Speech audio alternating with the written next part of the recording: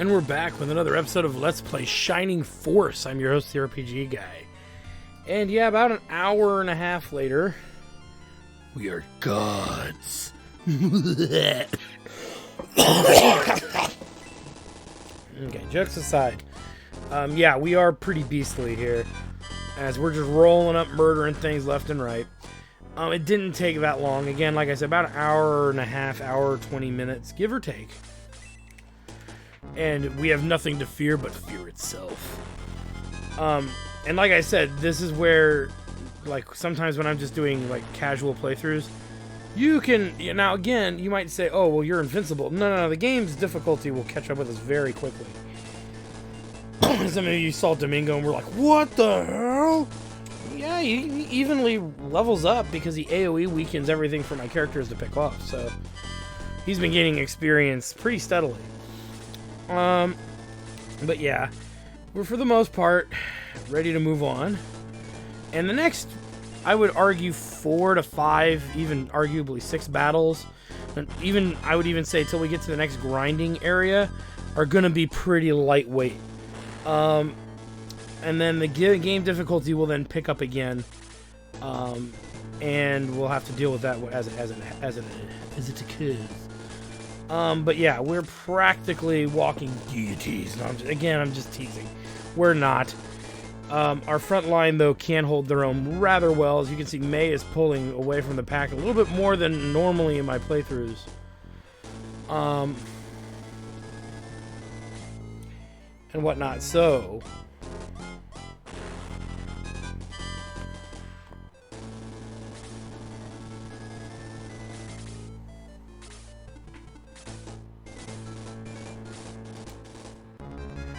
for the most part, yeah, it's just getting through this area now, because we don't care about level. We don't care about level. Who's getting levels and whatnot. We do want to try to make sure that our weaker characters, specifically Gong, Chris, Hans, are getting XP, because they could fall behind a wee bit, but that's really for the battles coming up, not the battles that are here at this exact moment. But we do want to keep an eye on that and ensure that they're getting leveling. We'll also talk about the spell loadouts, because a lot of characters got very powerful spell loadouts just from that little bit of leveling that we did. Arthur can now cast fire, and I think he actually could before the start of this, but I forgot. To be fair, I don't remember if he did or not. But ultimately, Domingo now has ice level 3, which has made him a walking death dude. With that said, I don't really want him killing things right now, because we want to leave even like the 15 XP bonuses and stuff for other characters. So, especially characters that can't really maneuver to get hits in and stuff. Like I said, we're pretty beastly, and we still get a little bit for the sea bats. They're probably going to be the most XP giving enemies, next to maybe the hellhounds, but be prepared for a very slow amount of power or XP gain, because we did a lot of it now. And I'll give you an example of the power of Freeze level 3 here. And you can see this is Henri. I took that thing off of her because she still looks the same with it on, and I do like the map outfit that she wears when she's promoted. I mean, she looks badass. I mean, come on. The other thing I forgot to mention is she has Ice 3, and at this point she currently has Bolt, which is considered one of the uber spells of the game. That Bolt spell. And I would agree. Bolt is very powerful. Level 1 Bolt actually will hit up to 5 enemies in a cross configuration. It costs 8 MP, so it's cheaper in a way than using, I want to say, it's not cheaper than Freeze level 2, but it's more likely to damage enemies, because Bolt, not many enemies are immune or resistant to Bolt magic, excluding bosses. So even if you're fighting like a hellhound who has an affinity towards fire, attacks, fire magic, Bolt will still damage it, whereas, ice would, obviously damage it too. It really just depends, but the Bolt spell, as it gets better, becomes god tier. Okay, if level 1 already hits a plus configuration, how could it get better? You'll have to wait and see. But it's pretty good stuff. Arthur is starting to make a precedence and keeping on May's toes here in a way, and you'll see what I mean later. Right now, May is still the better knight, but Arthur, strangely enough, is catching up. He still has the power ring on. Keep that in mind. He still has the power ring on, but you know, Arthur's catching up at a very peculiar rate. Hey, look at that. Henri's just wearing Seabat attacks. Yeah, her last 2 levels, she gained 6 defense, I think, each level. Yeah, well, no, one was 6 and one was 7 defense. So when I say that promoted characters' stats spike, I wasn't kidding. They freaking spike. Oh, we got a little bit of a graphical glitch there. That's kind of funny. Never seen that before. No, really, I haven't. I've never seen that before. Never seen the screen do that. Alright. And so that means Balbazak is going to be in for the fight of his life.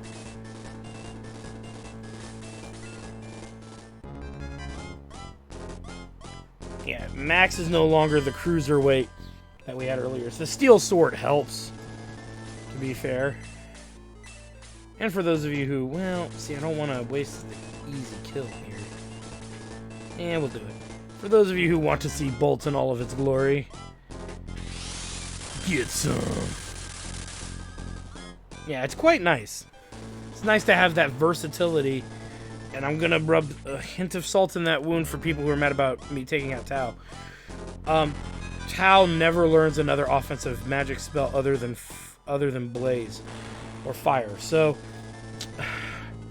Fire, now I will be fair to her, Fire levels up the soonest to 3. And even to 4. But the enemies we're going to start running into, and bosses included, are going to start resisting Fire more frequently. I want to say near endgame, or at least in the last chapter or 2, there's one enemy that's weak to Fire, and that's it. They stop really appearing. And it's like, do I want Domingo, Tao, and Henri? Well, many people dump Henri, but to be fair, they dump her mostly because you have to invest the time. And I think total grinding session-wise, we've probably dedicated a total of 3 hours into grinding max. And I would be actually, to be fair, I would say we've done about 2.5. Okay, so just 2.5 hours of grinding in a very long game, in what is known as to be a very long game for its time. I would argue that Henri's worth it, in a sense. Now, if you do the optional grinding that we're going to do later, which I will tell you is not necessary to do, you can pick up 2 more really powerful characters who will be very useful in what's coming up later. And again, that's up to you if you want to use those characters or not, many times when I play this game, I don't use them. Which is controversial for some people, but I tend not to. It's sometimes, not every time. Let me be fair. It's like maybe 2 out of 5 times I'll go with just this party. Max, take the ship or please spare my life, please. Okay, we'll let you live. Thank you. Take the ship, go after Dark Soul. Balbazak, you betrayed me. No. Please, Dark Soul, leave me in peace. You disgust me, Balbazak. Leave you in peace? I will leave you in pieces! Forgive me, too late, worm. Receive your punishment for failure. Get some! I'm dying, Max. You must kill Dark Soul. Free Runefast. I can't choose a voice. Take this ship, as that fool said. You will not survive the voyage. Thus did the Shining Force free Eurobatol and set sail for the Land of Legend. Land of Legend. And that ends Chapter 4, The Great Fortress of Balbazak. Why did you roll your L? Shut up. And we'll record our exploit so far as we now get to Chapter 5, which is now time for the speed run. No, I'm just kidding. After we could see sentries spotted a horde of monsters approaching the ship. So jokes aside, this chapter I like to breeze through as quickly as possible. The ship is surrounded by monsters, Max. Prepare to defend it. As the enemies here don't give that much XP, they give some.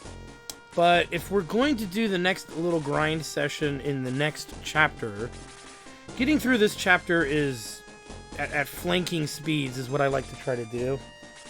Just because, yeah, I'm doing it so you guys don't have to sit and like, oh my god, it's taking forever to go through the fight, and really there's not that much benefit. Because we did our grinding earlier. Now, to be fair, we could have used these battles as a means to grind by gradually leveling characters. But I want to say by the next chapter, we don't want to be higher than level 8 to 10. And I mean by the fight that we're going to be grinding levels on too. Not just the beginning of that chapter, but when we get to that point, we're not going to be worrying about grinding levels as much as we're going to be worried about getting to a certain fight in order to get some characters caught up level-wise that I want to utilize, but will be unable to until a certain point. The one perk, though, is that stores are in this chapter, I even think, not so much even the next chapter, but I think even in this chapter, stores will start selling weapons that can only be equipped by promoted characters, so take that into account as well.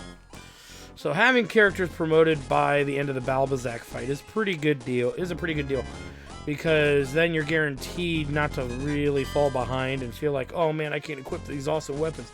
Now, with that said, if you're trying to do a max level game, you're going to be continuing from here on out unable to equip those weapons. I would say you could probably hit level 20 by the fight that I'm going to use as the optional leveling area. By that fight, you'll definitely be able to get characters to level 20. The catch is, are you willing to sit there and waste that much time to do it?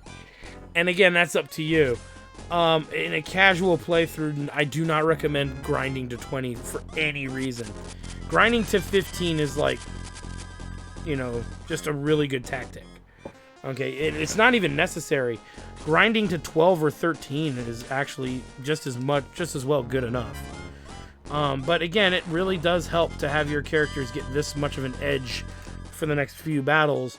They'll probably gain a level or two because of this very easily without having to fight without feeling like you're getting pounded away by armies of bad guys that just are relentless against you. You should be mostly, again, like I'm saying, you should be mostly okay. But for the most part, that level 15 promotion is killer. Because when we took the stat hit, like Xylo was hitting under like 30, he was under like 38 attack. He was back at like 27 or not 38, but he was back at like 27 or 28, and he was hitting very poorly. And then about 3 levels in, then it started kicking in, and then he started becoming the beast that we all know as Xylo. But like I said, it's something that you have to commit time to, because yeah, that level knock is pretty rough.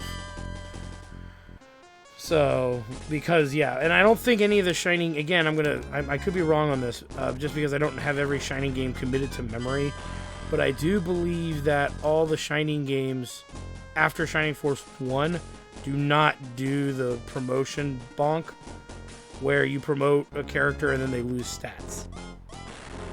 So, it's something questionable to a degree, because I don't remember off the top of my head, but I will say that it's quite nice not to have to worry about the promotion stuff. The promotion hit in other Shining games, which in turn, some people would argue makes them easier.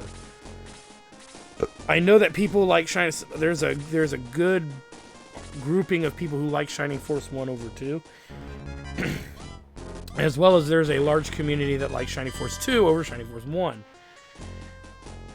Me personally, I'm kind of indifferent between the two. I like the dark elements of Shining Force 1 a bit more than Shining Force 2. But I do like the massive roster of Shining Force 2 in its own right.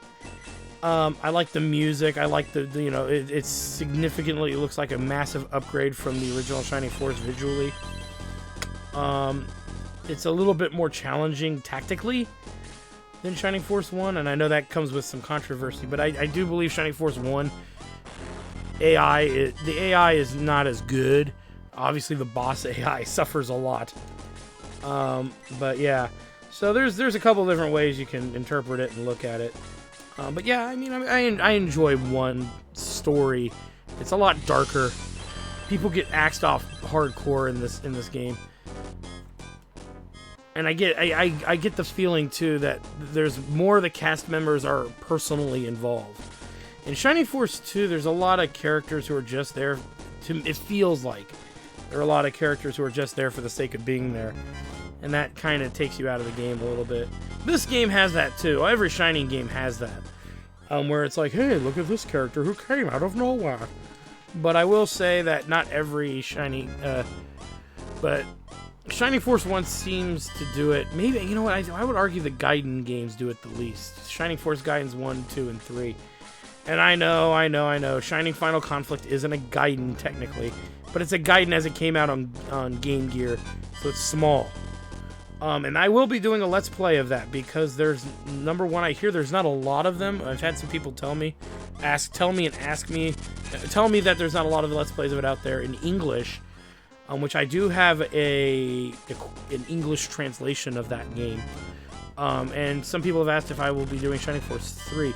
Yeah, I'm going to be redoing my Shining Force 2 Let's Play. I'm going to be redoing, and I'm not going to probably redo my Shining Force CD replay. I don't need it right now. Ooh, Aura, that's right, I forgot. We have Aura, the best healing spell in the game. I won't be redoing the Shining Force CD Let's Plays because I haven't looked at them in a while, but those are definitely not as ancient as my Shining Force 1 and 2 Let's Plays. I also got to redo Final Fantasy VI, because that's my last really old Let's Play. That was back when I was limited to like 15-minute videos or something like that. And obviously that game needs more time to breathe. And I am going to play the inferior version of it, as people sometimes unlovingly call it. So yeah, that'll be a thing that I'm going to work on too, which is the Steam edition of that game, which again, cringe all you want. I'm going to do it because it's hilarious. And I might do the bonus stuff that's in it too. We'll see. I haven't committed to any of that yet. Knowing me though, I'll get a stick up my butt and do it. And then I'll probably do Shining Force 2 not directly after this game. I'll probably do Final Fantasy VI. And then after 6, I'll redo 2. Or actually, I could do Final Conflict before I do my revival of 2. Because that's actually, I think, the game order. So, I'm not committing. I'm just throwing it out there. I might do that. It's something for me to openly consider. Still get 20 XP for that. Ain't bad. Is there any more dudes down here? Okay, just the one. So we need to get that Seabat to come over this way, because I believe the battle won't end until everything is killed. Which means we're at the mercy of the goddamn Seabat bastard. Which means we gotta lure it down and then surround it and murder it accordingly. Pardon the noise. Never mind, the ice melted in my beverage. Okay, so yeah, we gotta go up and kill Numbnuts. Which means we gotta lure him down. Not gonna bother with the two of them. Chris can move. In case we need healing, Hans can go there. Gong can go here. Oh, there was another Pegasus Knight. Darn it. Yeah, never mind. Not a big deal. Not a big deal. We will deal with that accordingly. Send some muscle.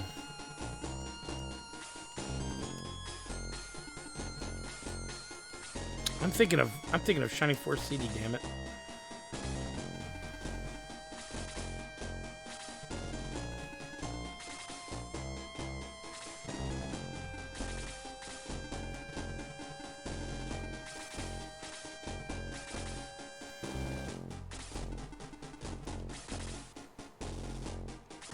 thinking of... No, Amigo is not in this... Amigo's not in this game. And I'm thinking, and Amigo you don't find in a shit battle anyway. Jesus, am I going into the wrong Shining game. Outright.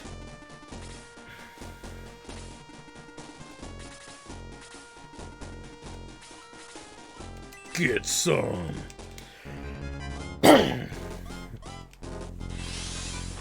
Oh my god, that was so badass. Max can't reach, so he gets to stay there.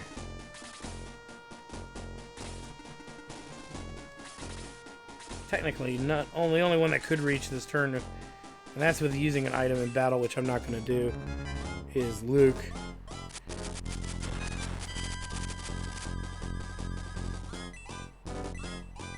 Nice. Screw it. How much health does it have? Yeah, we'll get it. So this is using the item in battle here for the kill. You need to pay careful attention to the dialogue here, though. Okay, so the axe did not crack. If it cracks, you got to get it repaired before you can use it as an item again. If you use it as an item again before you repair the crack, it breaks permanently, and then your rage sense is built. Because you're out that item for good. Hans levels to 6, sweet. In its own way. The ship was damaged in the battle. We must repair that island over there. Thank you for destroying those monsters. My name is Shell of Worrell. You can repair your ship in Worrell. Please follow me.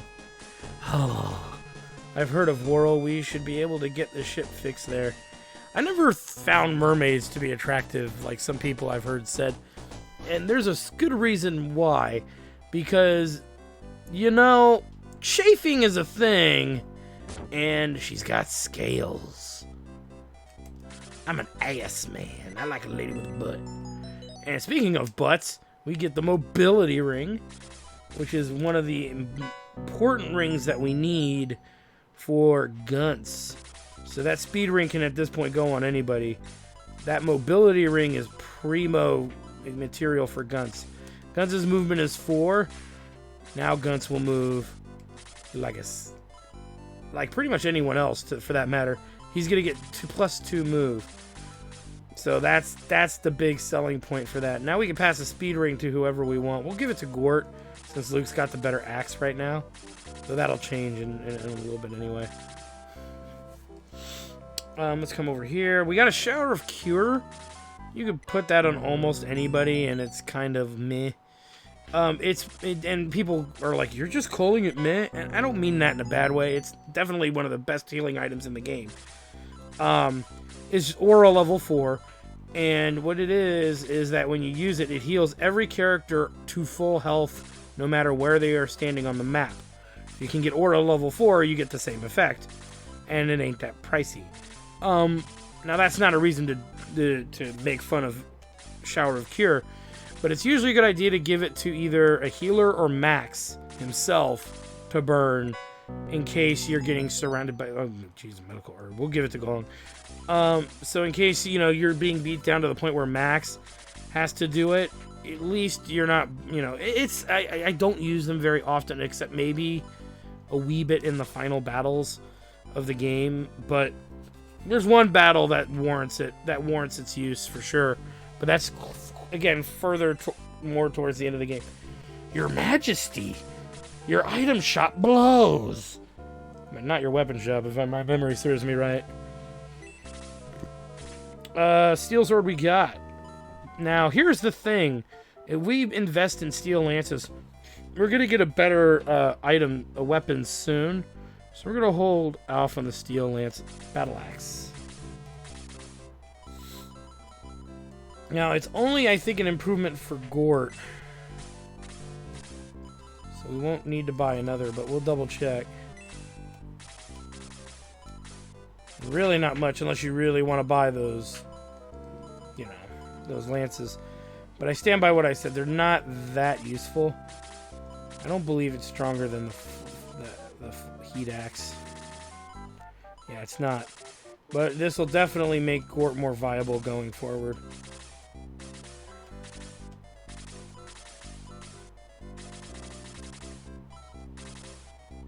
So now he's a lot closer to Luke's whatever level he's or whatever his offense is. I forget, but it's not. He's not far off.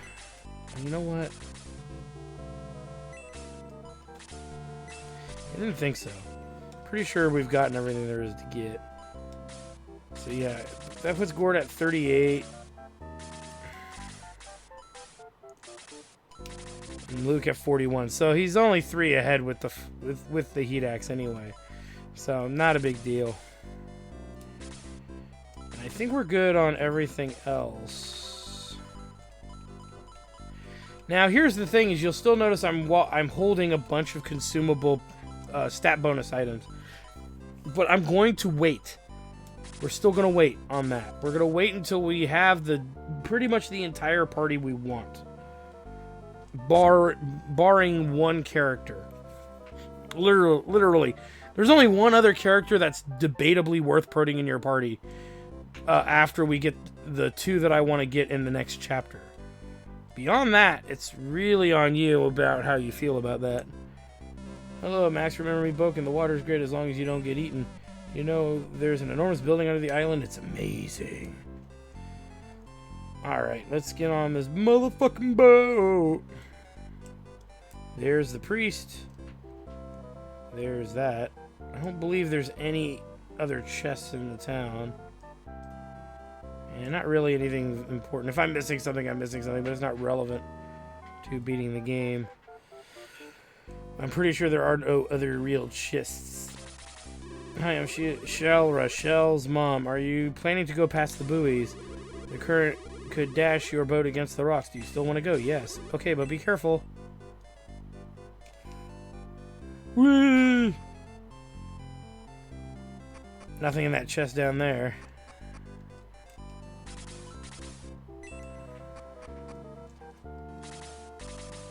Oh, I'm glad to see you're up.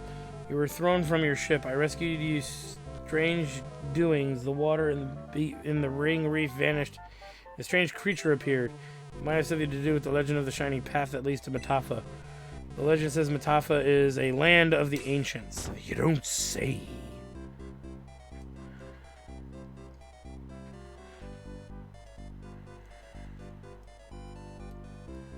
Well, let's go check her out.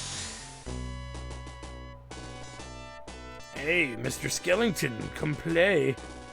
Why do you run from me? Stay, you must die. What are you doing here? I must inform the master. Blah, blah, blah, blah, blah, blah, blah.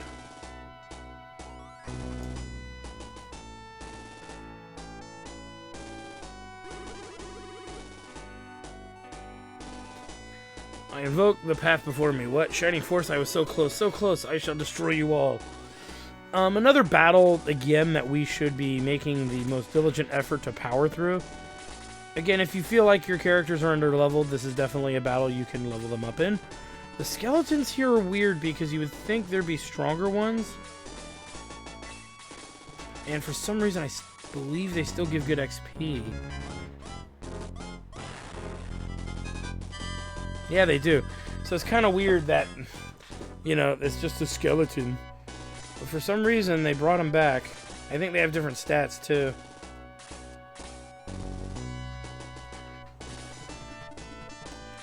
But they're not too hard. But they are walking around with herbs on them, if I'm not mistaken. And they will use those herbs to heal themselves. So we don't really want them doing that. Because, well, it doesn't matter either way. Because we're getting something out of it. Right? We're leveling to a degree off of fighting them. But it drags the battle out longer. Now, this new enemy, the worm here, is pretty nasty. As you can see, you can put characters to sleep. They have a stronger brethren, though, that are much more dangerous. But they're introducing a new enemy type, which we always love, because we love seeing how good the pixel art is in this game. And breath attacks. Let me talk about breath attacks here. Breath attacks are pretty much free single-target magic spells. They're unblockable. They do mostly fixed damage unless a character is resistant to that element, because there are different elements of breath attacks. And there's also a type of breath attack that's not a breath but I'm going to file it under breath attacks. We won't see those for several more chapters, but what you need to know is that breath attacks are rough. And this is where, like, characters who are very powerful but lack HP really take a big criticism from me. Because when enemies start flinging breath attacks around, you know that you're going to be dealing with HP management issues. So characters with large HPs amounts are preferred in most situations when dealing with breath users, because the breath monsters, if again, there's a chance they'll use it. It's not a guarantee. It's just a chance that they'll use it. But man, when they use it, you're having a bad day. If your characters have low HP. So again, that's why some of the light grinding stuff from earlier is relevant to do, because that protects your characters HP-wise from those nasty breath attacks. That could not necessarily wipe your party, but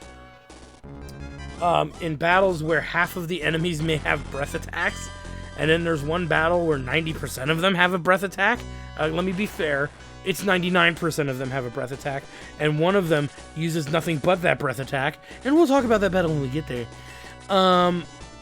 That becomes a problem, and those high HP option characters are required. Now that battle's manageable. You have to know how to do it. You have to be patient. And again, like I said, it's fully manageable, but holy mother of Burl, is it just the most annoying thing ever. No joke. It's the worst. It's the absolute worst. But again, we'll get there when we get there. We're gonna be pretty beastly when we get to that point of the game anyway, so I'm not worried about it. Our murder train's gonna be nice and greased up and full of fuel. Nothing's gonna put a stammer on our murder train. I'm being ridiculous, by the way, but ultimately we should be fine.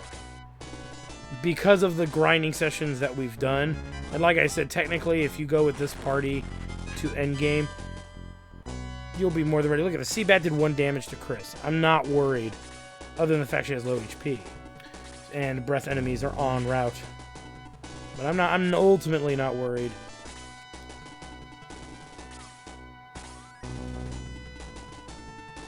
Like I said, we do want to power through this battle as quickly as possible. So enemies that are hard to hit, we should use our casters to weaken.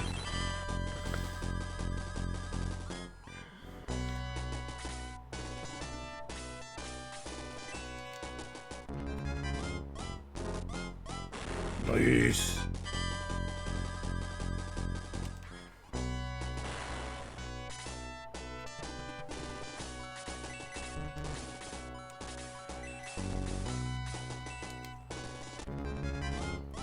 Bring it.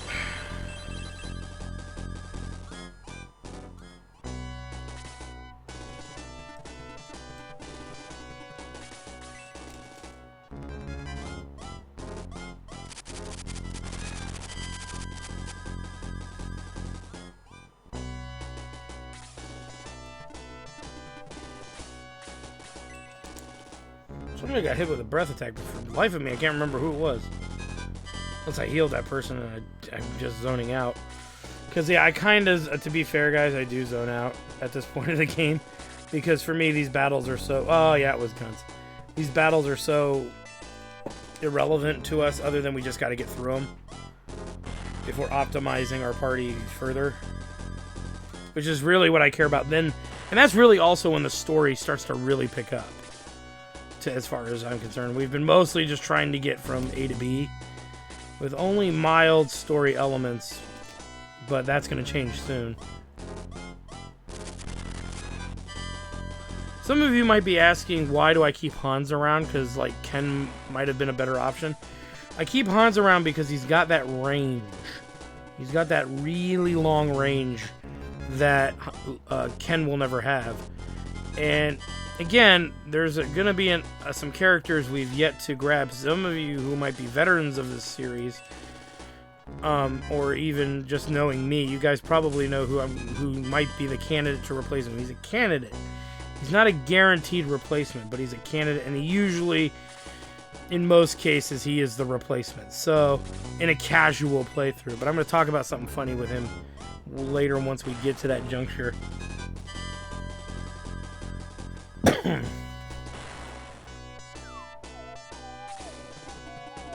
Hopefully they don't gang up breath attack Arthur here, because that'll kill him. I'd rather not have Arthur dead, because he does mostly good damage. I'd hate to have to waste time. Oh no!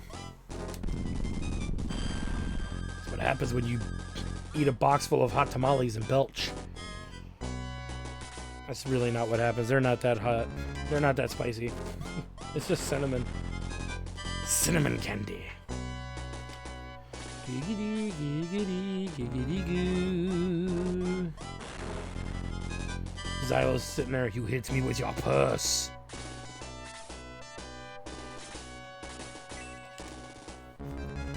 Bring it. 16 XP. Woo! Again, weaken these healthier creatures with our healthy creature. Send Henri up there to deal with some of that extra bloat. Xylo's movement's good, so.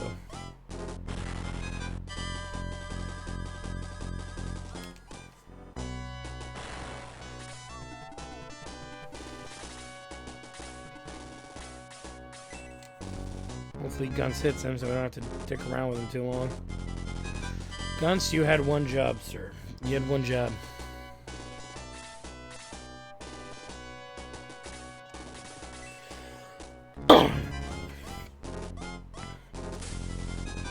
Gong, you had one job too. You blew it. You're killing me, Smalls. You're killing me. That way we get pressure off of Max. Not that he needs it, because the C-Bat won't do a lot, but that way I can sit there and say, yeah, I took the pressure off of him.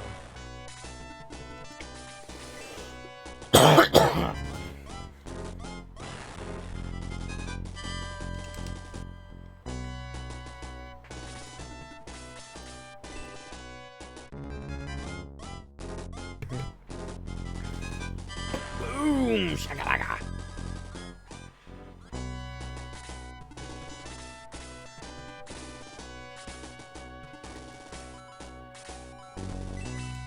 It's a guaranteed hit. That's why you do it. So yeah, Arthur gets magic. That's great, ain't it? I mean, it's interesting. Does it get more interesting? Actually, yeah, it kind of does. In a weird way, it gets his magic, though all level 1 stuff. Strangely enough, he gets better with it. And you're pretty much sitting there going, what? You'll see. He'll probably get there this playthrough. But then a lot of you are looking over at May going, but May is a freaking beast. I'm not saying she's not. I would never say she's not. At least not right now. Chris is just a walking wall of damage absorption. All because we put in that little bit and little smidgen of time.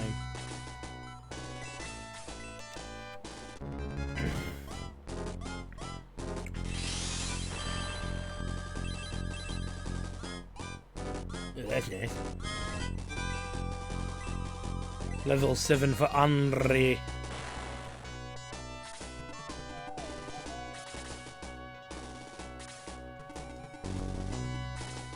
Kill it. Kill it.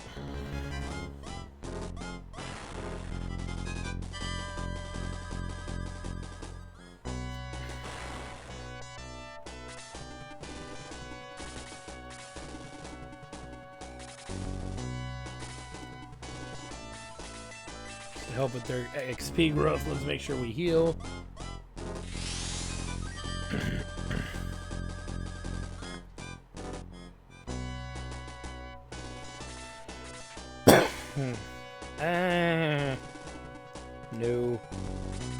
There's a mage there. Think about what that mage is gonna do. Wait till our mage gets up there. We'll give him the what for. Since Chris and Gong are pretty far out.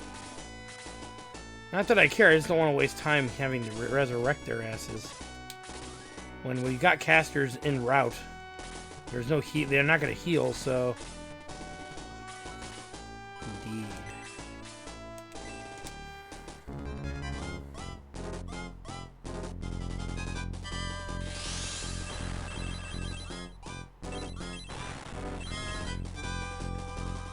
Nice. Now we can go in there and start picking them off. Again, the worms are optional. Just get the battle over with, I say.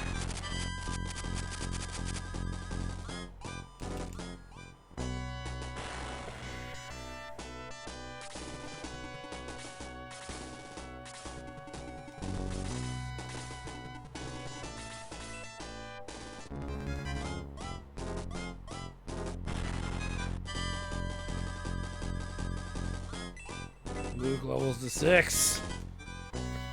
I was so close. The way to Matafa, almost ours. Bleh. Max, I was waiting for you. I used that mermaid to bring you here.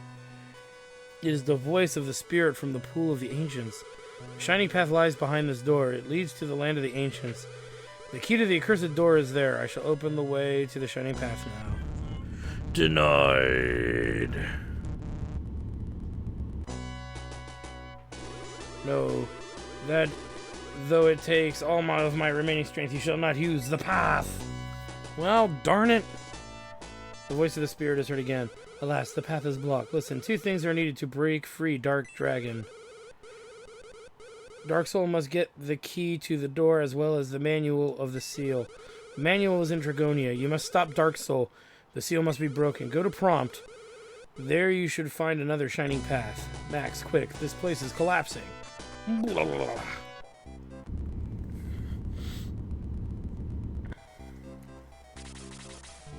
I was right. The shining path was here. Too bad it is now blocked.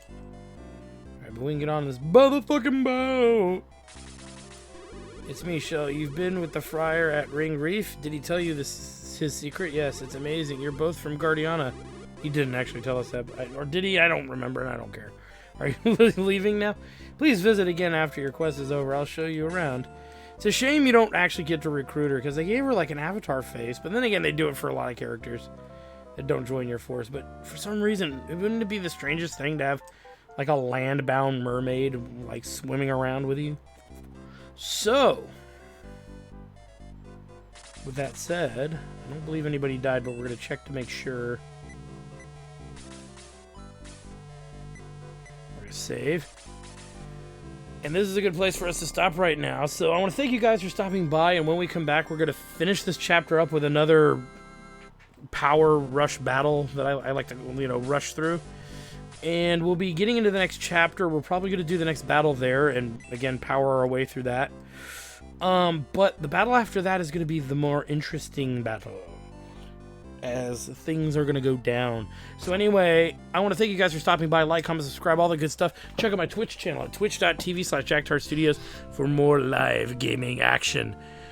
Hold on to your butts, and if you're cute, hold on to mine. We'll see you guys next time.